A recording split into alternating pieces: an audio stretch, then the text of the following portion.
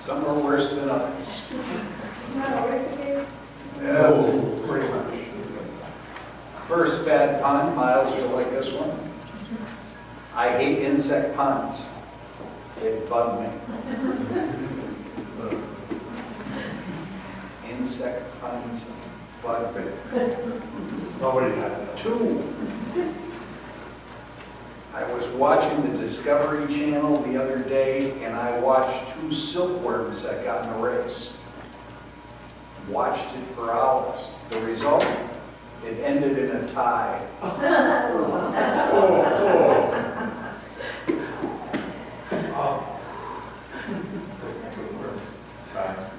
Am I not? No, you're not. Yes, I am. That's okay.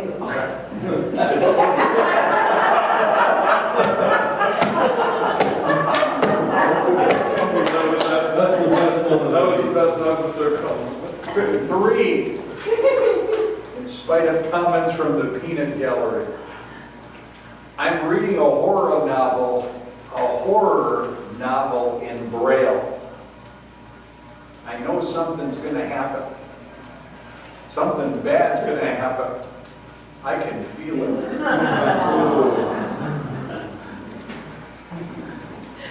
See, it's in Braille.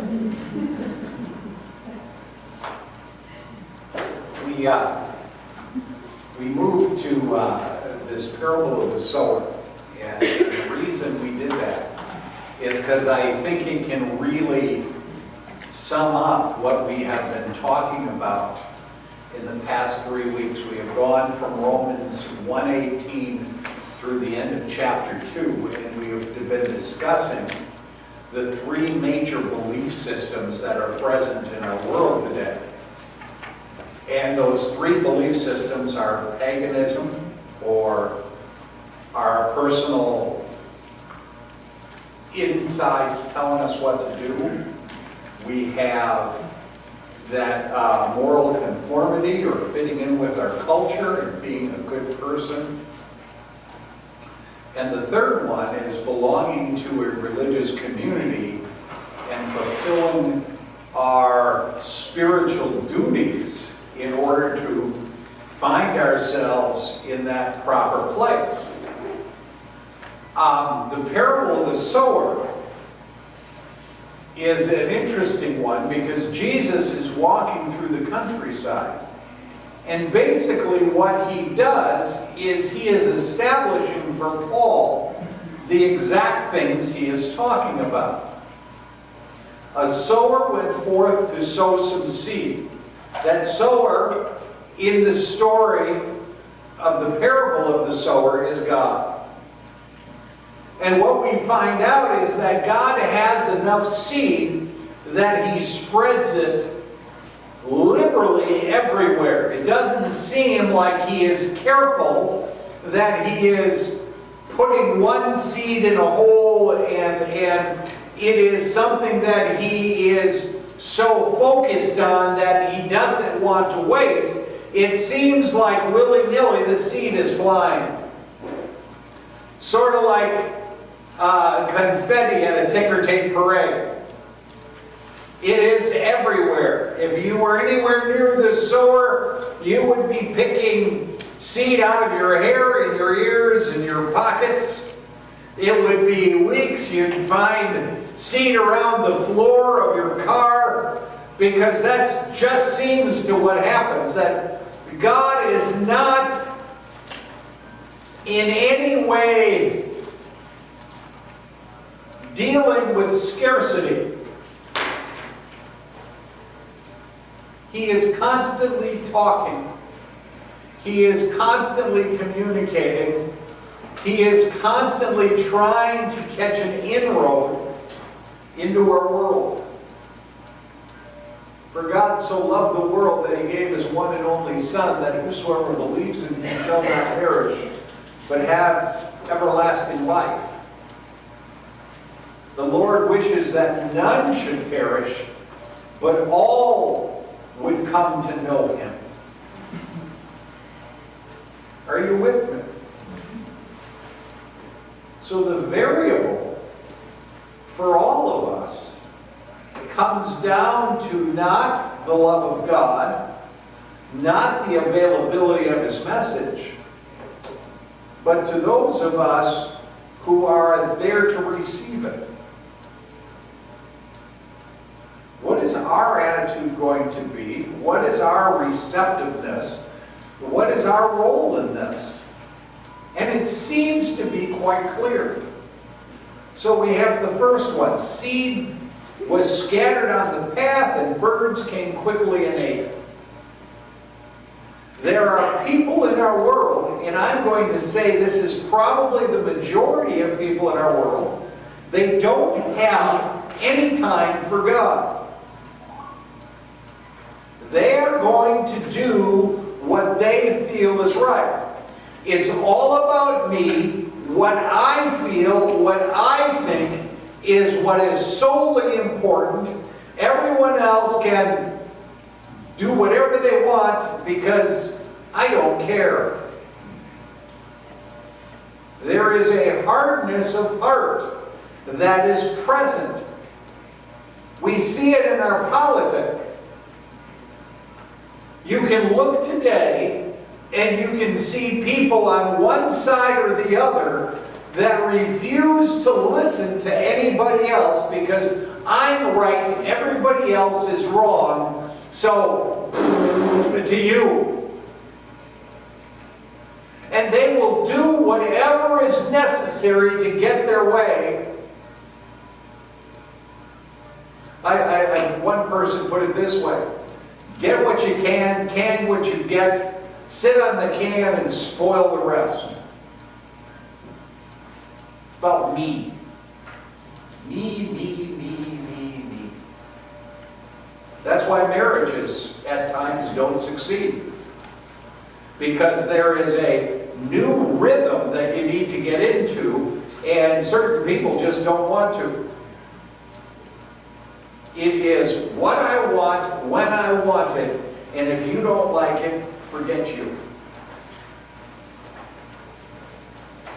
Second seed. It fell among the stones or the rocks or the shallow soil. If you want to get a picture of this, you can picture grass growing in the cracks of a sidewalk. Let me ask you, if you had to grow a crop of corn or beans or carrots, what do you think your ability to get a decent harvest between the cracks of the sidewalk? Okay? Not very good. Because it's limited. This was seed that fell on the shelf or the soil, and the soil was so shallow that you'd look at it and you'd think, wow, look, it came up right away. This is going to do well. We've had grass like this. But because it's on clay, it sprouts up. We think we have something going there, and the first sun hits of summer, and it's a brown spot. That's people who are gauging their life on their own goodness. You know what I'm going to do? I'm going to compare my life to Greg. And I am so much taller and so much nicer than Greg is. Amen.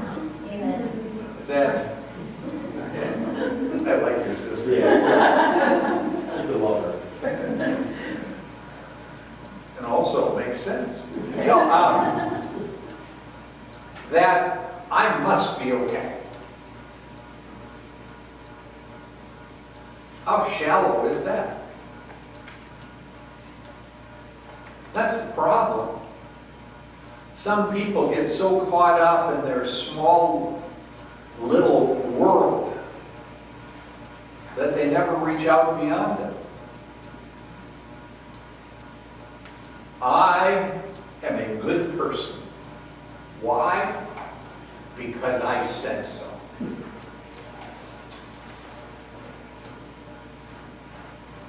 Just doesn't make it. We have a whole world. What's our place in it? Some people think New London is the end of the world. That if you go as far as Appleton, that's going a distance. And that's the big city. And you know, you can go as far as Wapaka, and that's like going to a foreign country. And think that they have lived a full life in New London. We have tasted all of what culture has to offer, because if it was important, it would come to New London. You ever met people like that? That's the scary part. I'm not saying New London is bad, because it's not. But I'm just saying that there is a world of understanding that happens beyond its borders, and we become better people as we begin to open up our lives to the things around us. If we only allow that much to sink in, it's like saying, I made it through the 8th grade, there's nothing left for me to learn. Have you met 8th graders? Is there something left for them to learn?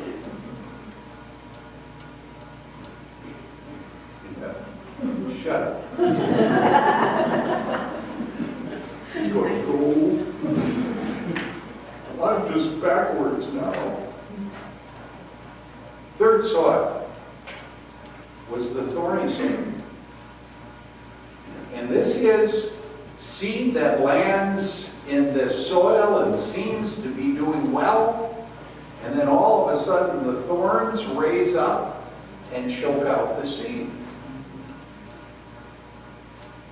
And this was our third group from the book of Romans, and that is those who are religious people. They get involved in their specific group and think that they have fulfilled everything that God would have for them.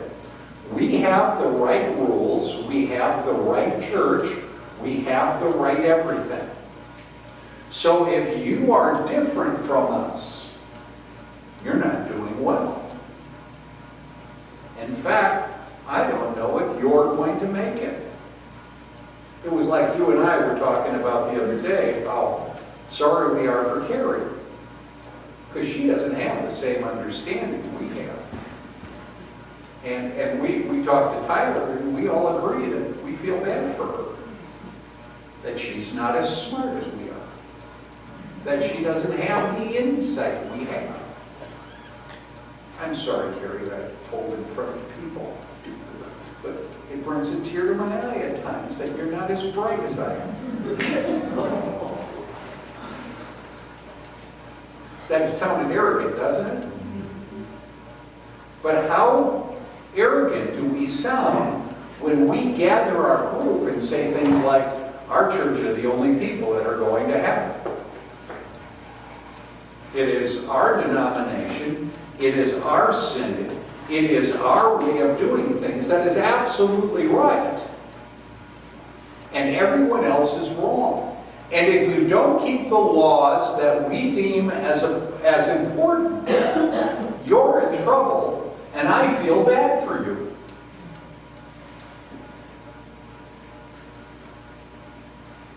Yet we do. I always love it when Zach grabs me and goes, Larry, what do we need to do? What do we need to do? And I always look at Zach and say, shut up. I didn't mean that. Even though I did. So what is the alternative? And it's the good soil. And I don't really want to use good soil. I think I need to use only soil that works. Please understand, we have set up in our lives that there is a hierarchy of failure. That, you know, the worst is the seed that lands on the ground, you know what I'm saying? And then the second one is the seed that lands in the shallow soil, because, you know, at least there was some growth there. And then the third, but not as bad, was the thorny soil, because there was a little more growth there. Correct? The only problem is what happens in the seed in all three of them. It dies. I hate to say this, but there is only one option.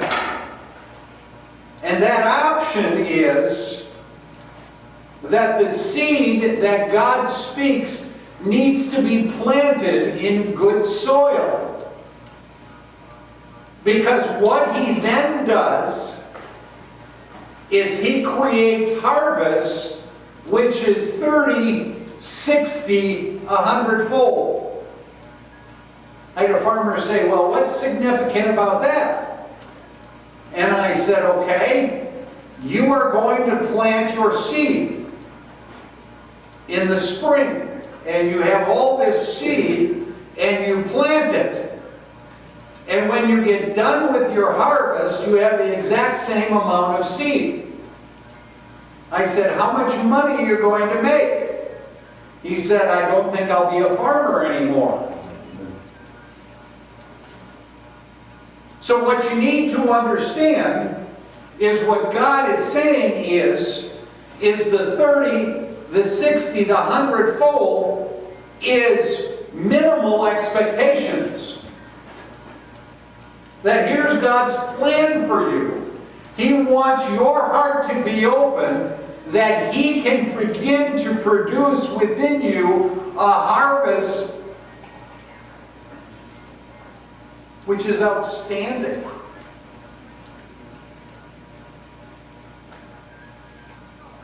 And all he's looking for is people who are open to it.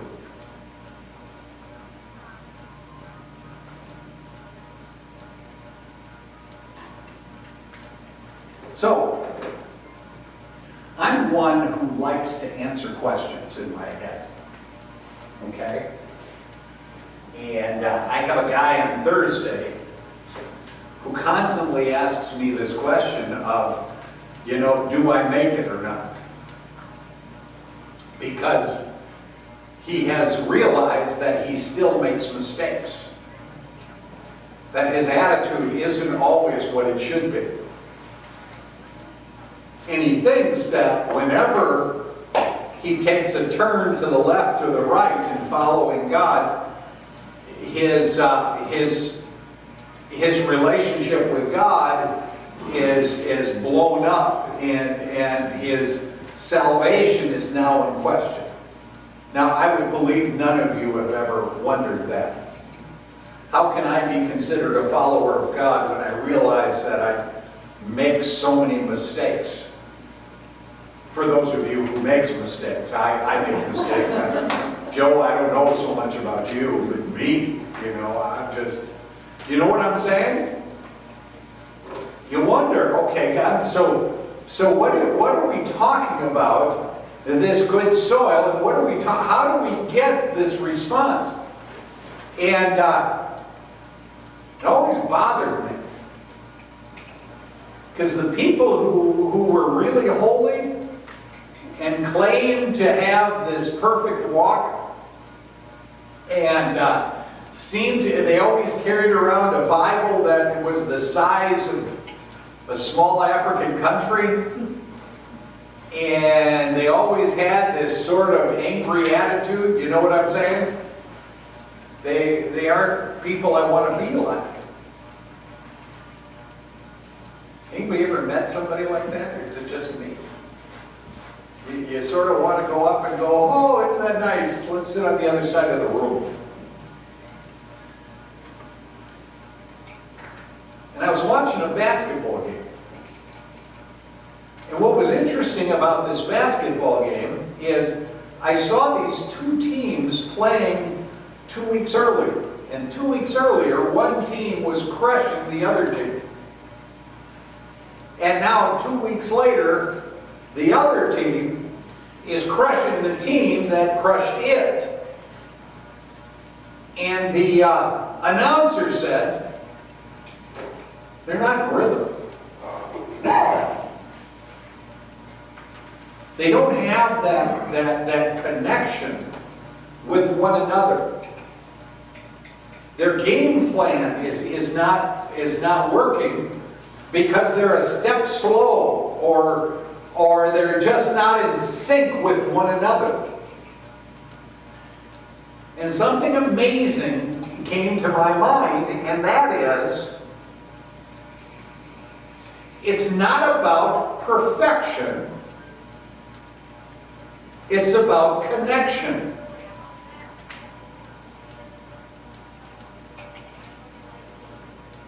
And I guess what has changed in my life more than anything is as I continue in my walk with Christ, I am finding myself picking up the rhythm of God. Beginning to understand the things that He likes and the things He doesn't like. What makes Him smile and what makes Him frown. What He desires from me and the things that He sort of gets frustrated with me about. It's a rhythm. God does not expect me to be perfect, but He does expect me to be aware. Joe was talking about the young man from New London that passed away recently. And that the team from Menasha took their warm-up uniforms and put his name and number on his warm-up uniforms. Joe says, isn't that neat? Well, that's something Jesus would have done, wouldn't it? We watch different things and we see, people, what are they called?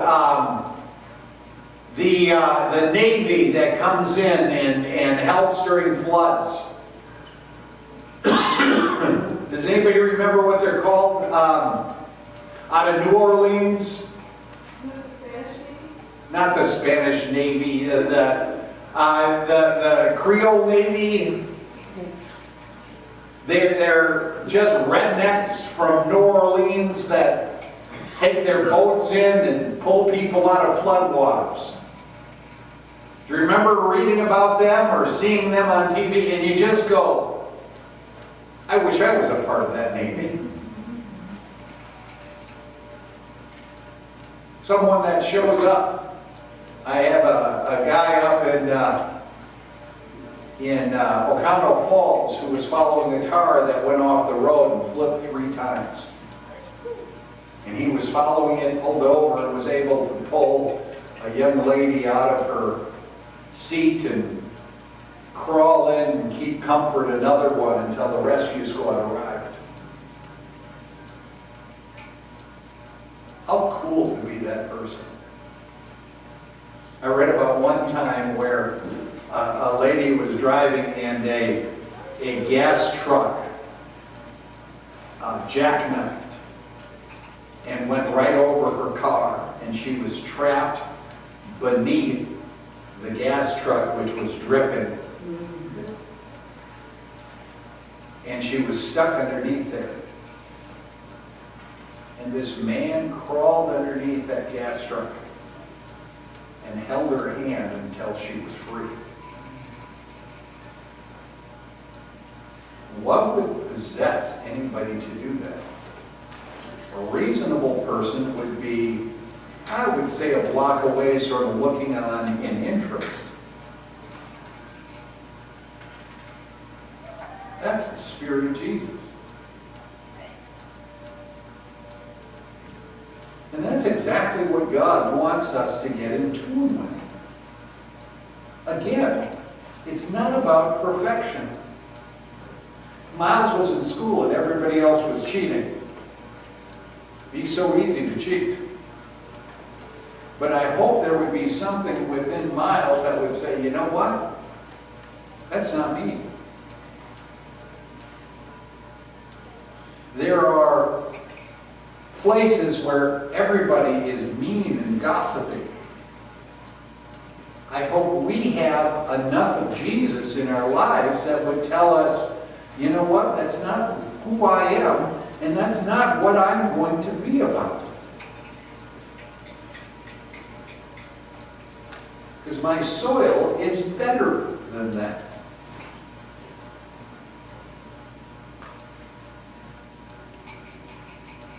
Because what I do is I walk in the presence of God. A living, active God. I'm not trying to be good. I'm trying to be His.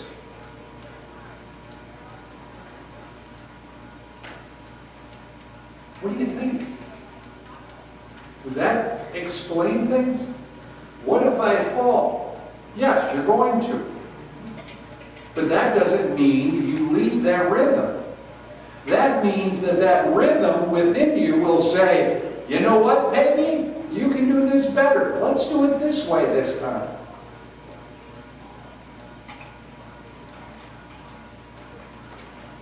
You can be frustrated. And God will say, Donna, you're okay. You and I will make it through this. It's what we do. It's who we are. That rhythm separates us from the rest of the world, and that's what the good soil is.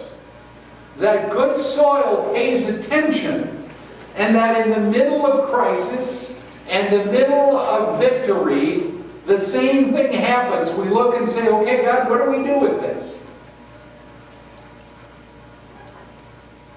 Let us walk with you. See, that's the gospel. The gospel is not, I will forgive you, though forgiveness is a part of it. The gospel is, I will be with you.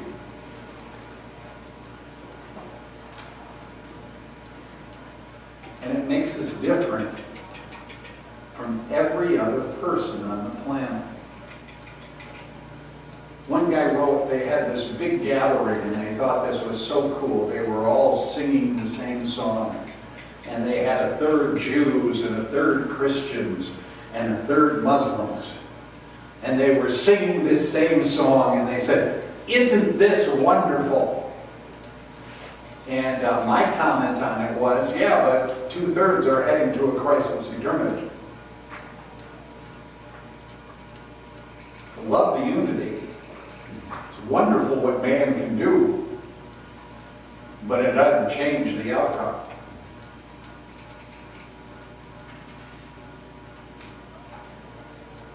It's a good thing, not so much a God thing. Pastor, you're being a little picky. Well, no, I'm just pointing out what people need, and that's Jesus. It's not enough to be good. It's not enough to follow your gut. It's not enough to have membership in the right club. We need Jesus. We need His voice in our head.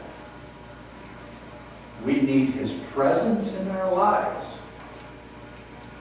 Because only through Him will we be successful. Tamara, it would be great to have everything you want in life, but if your kids don't know Christ, who cares?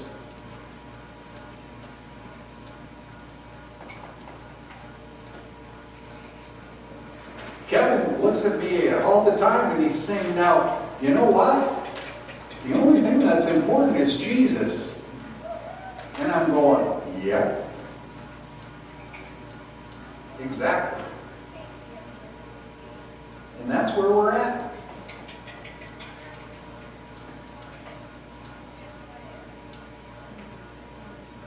The hard path, the shallow soil, the thorny ground, and that place where we hear from God. What do you want in your life?